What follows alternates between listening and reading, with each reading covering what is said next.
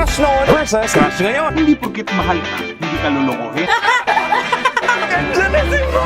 Yung chinati girlfriend versus yung ini-expect na chat ni boyfriend. Please, anong sabi sa number 1? Parang nangungupya po sila. Paano mo nga ba malalaman na peke ang kaibigan mo? Bad trip moment. Nakamove ka na. Ang problema sa lahat. Kung bakit ka single? Ikakumus ko sa kanya. May nagtanong po sa akin kung paano daw. Taas naman ang pride mo. Mas mataas pa site mo, pare-coin. Ano yung dahilan kung bakit niluloko ka ng jowa mo? At nangangaliwa pa ito. Kasi dami lang muna sa mga in a relationship. At ito, ang 5 dahilan kung bakit hindi mo kailangan magkaroon ng syota. Bobo ka na nga, nagpapakatanga ka pa. Hindi double kill sa'yo. Like kita noon, pero love na kita ngayon. Paano mo nga ba kalalakan kung uto-uto ka lang?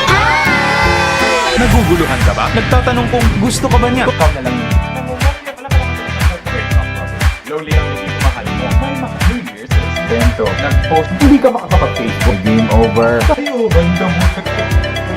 Ano status mo? Parang nahuhumali. Kikita raw kung tunay. Naniniwala ka ba? Single ka pa. Kaya.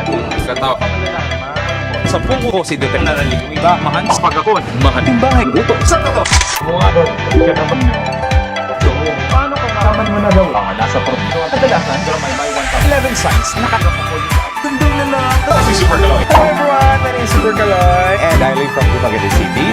And you can like me on my... Ako si Super Kaloy. At ito, ang 11 signs na nakalandian lang ang nararamdaman mo at hinding-hindi love.